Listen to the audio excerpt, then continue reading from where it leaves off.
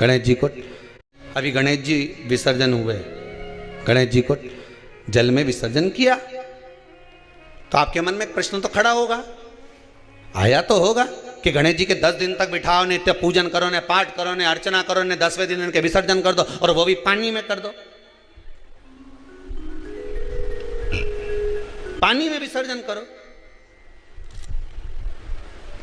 तो ये कहां लिखा कि जल में विसर्जन करो? श्रीमद् भागवत पुराण की रचना जब वेद व्यास जी महाराज करने के लिए बैठे, वेद व्यास जी ने सुखदेव जी से कहा कि मैं मंत्र बोलूंगा, मैं श्लोक बोलूंगा, इसको लिखेगा कौन? तो सुखदेव जी ने बोला गणेश जी से विनती करो। गणेश जी से कहा कि आप लिखोगे? गणेश जी बोले मैं लिखने को तैयार हूं, पर बोलते बोलते तुम रुक गए तो मैंने भी लिखना छोड़ दूंगा, उसके बाद मैं भागवत को विराम दे दूंगा, मैं आगे नहीं लिखूंगा। अब वेद व्यास जी बड़े चक्कर में पड़ गए, क्या करें? तो गणेश जी से कहा मेरे श्लोकों में कुछ गड़बड़ी हो सकती है, उसमें से गलती को छांटना पड़ेगा, फिर लिखना पड़ेगा। कितना सुंदर संबोधन श्री वेद व्यास जी ने कहा कि मैं जो श्लोक बोलूंगा आपको लिखने के लिए है, उसमें मैं कुछ गलती करूंगा, उस गलती को छांटना है, तब श्लोक लिखना है। क्यों कहा वेद व्यास जी ने ये बात?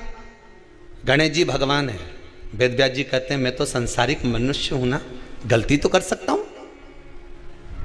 गलती कौन करता है? जम के बोलो भगवान गलती करता है क्या? नहीं, गलती कौन करेगा?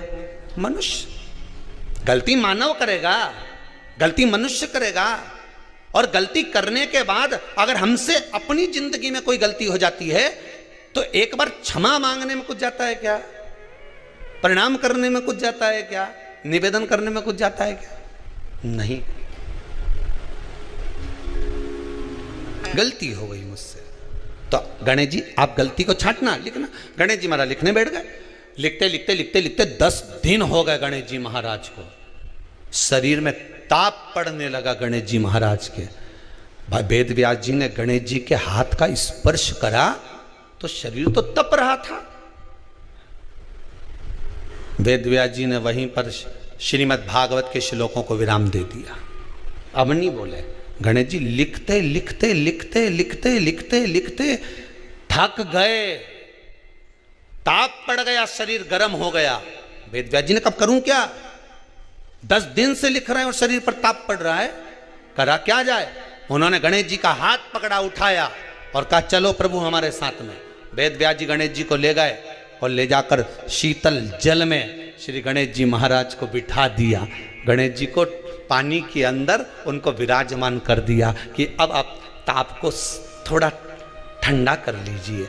शीतल जल में बिठाया। उस दिन से नियम हो गया कि 10 दिन गणेश जी बैठते हैं और फिर उनका विसर्जन होता है पानी के अंदर, जल के अंदर, शरीर का ताप मिट जाए।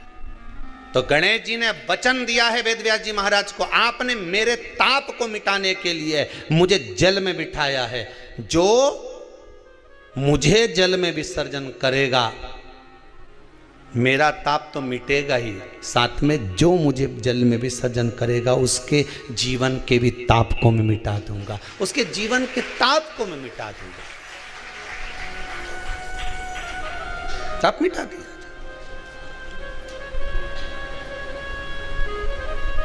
पर करो गणेश जी का विसर्जन, मना नहीं है हो, पर अच्छे से करो रे हो।